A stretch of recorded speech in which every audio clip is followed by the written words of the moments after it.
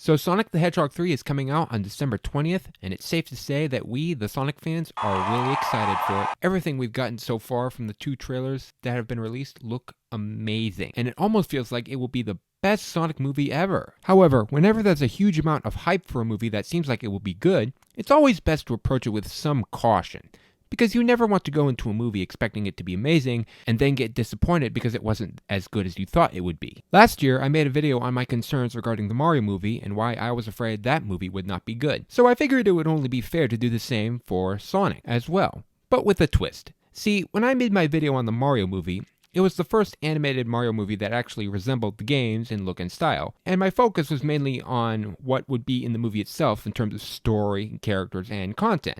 No, not just its odd casting. Seriously, remember how everybody was really confused when they realized that Chris Pratt was going to be voicing Mario? But when it comes to Sonic the Hedgehog 3, it's a different story. This new movie is not just the third installment in the Sonic movie franchise, it is also the most lore-heavy, most of it being based on the story of the game Sonic Adventure 2 and showing the backstory of one of the most beloved characters in the entire franchise, Shadow the Hedgehog. Now, to be clear, I am not making this video to rain on the hype parade that has been built up around this movie. To be honest, I genuinely believe that this movie will be great. I'm simply talking about what I want to see in this movie and some possible areas of the movie that I think may put a dent in its quality. The real question, though, that everyone should be asking is, will this truly be the best Sonic movie we've gotten so far? So here are some observations and concerns that I have based on the 2 trailers that we've gotten so far.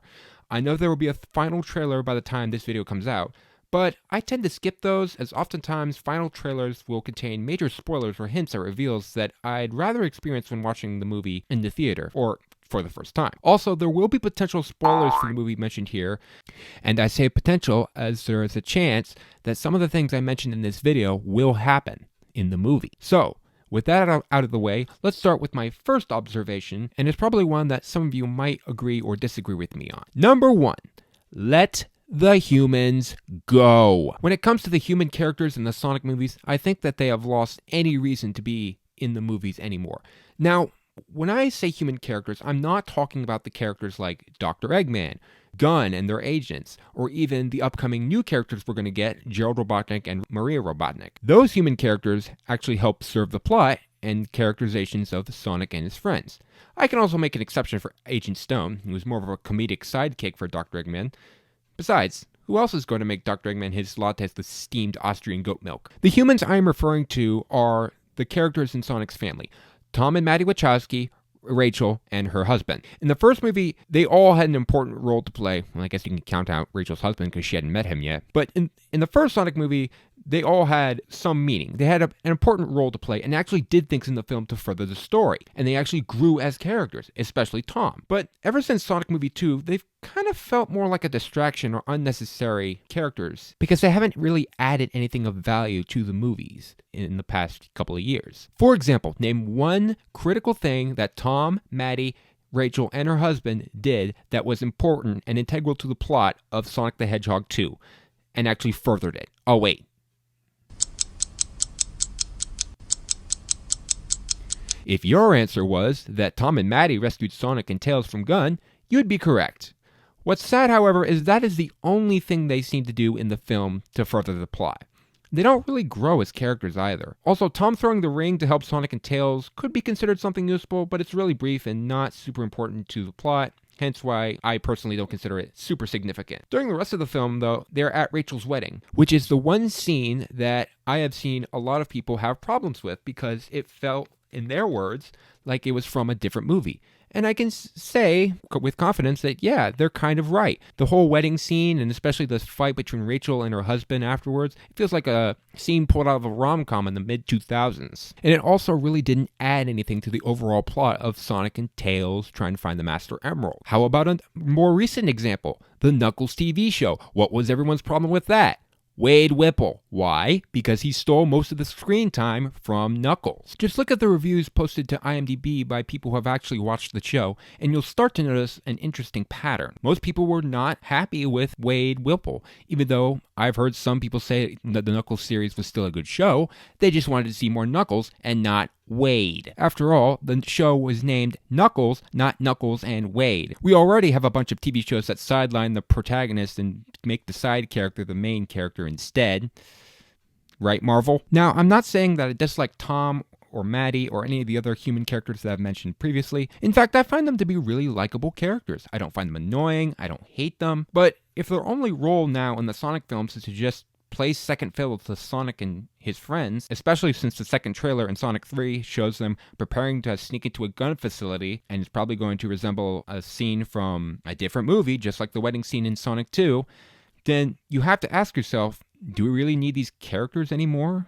Or should we just let them go? All right, let's move on to our second observation, and that is lore adaptation.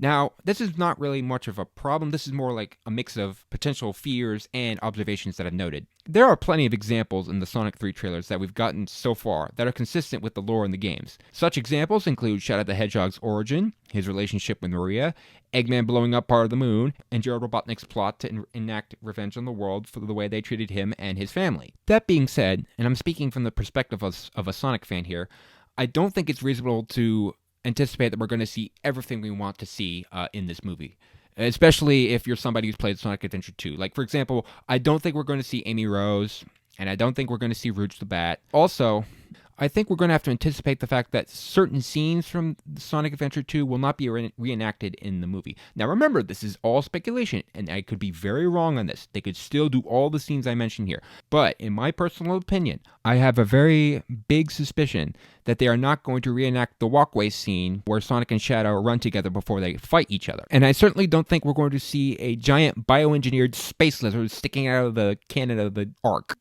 That actually happens in the game, by the way, for those who are unaware. Now, it shouldn't surprise anyone, regardless of whether they are fans of the Sonic the Hedgehog or not, that the movie is not going to faithfully adapt everything from the game Sonic Adventure 2. They probably could if they wanted to, but they likely have a limited budget. I think they will have plenty of references to elements of the Sonic franchise, like the Chow Cafe, likely being a reference to the Chow Garden in Sonic Adventure 2. Speaking of references, why are they referencing Pokemon in a Sonic movie? Last time I checked, that franchise is jointly owned by Nintendo.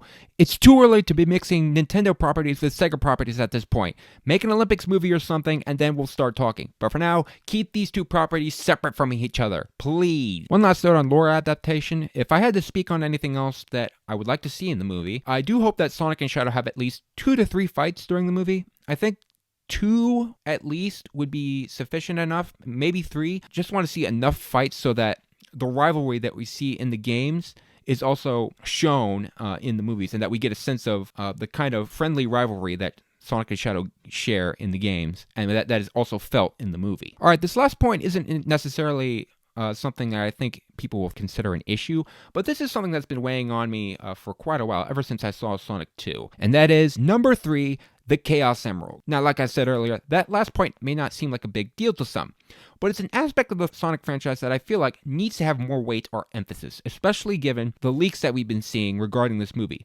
One of which is the presence of the Chaos Emeralds in this movie, as seen in this thumbnail of this leaked fight clip that is on YouTube.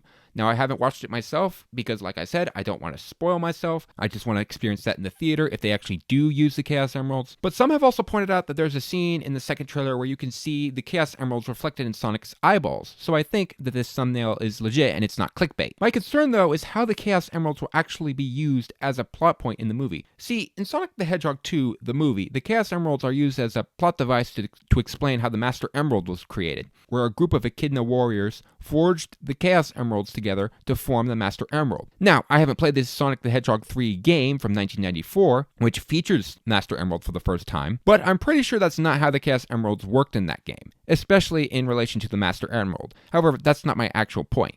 My point is what I've said already. The Chaos Emeralds are just going to be used as a MacGuffin like they were in Sonic the Hedgehog 2. In the games, however, there was more weight attributed to the Chaos Emeralds, so much so that Sonic and Eggman were fighting for control of them.